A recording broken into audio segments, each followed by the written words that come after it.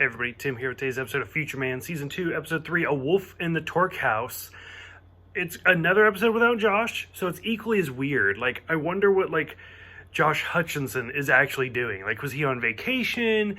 Like, is he still getting paid for this? Who knows? Because it's now 2 consecutive episodes without him, and it's just awkward. But still digging it, still loving these characters. This whole episode takes place in the Nag, the new above ground.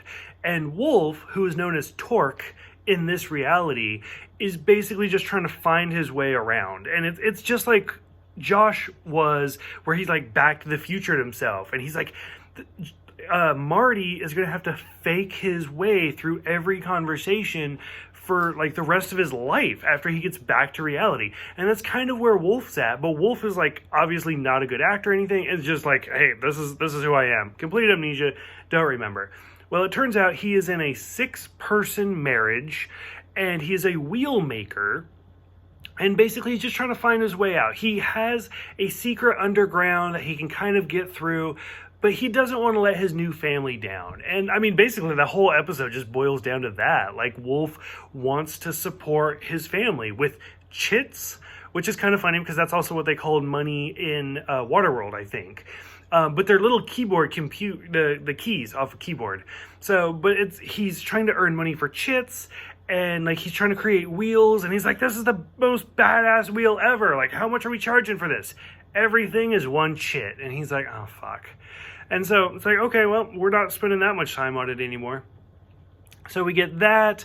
We get him just trying to figure out who he is and who all of his new friends are, who his new family is, his new daughter is.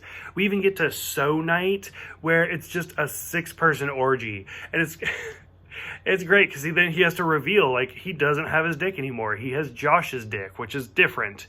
And so it's just fantastic, where they're just so forgiving.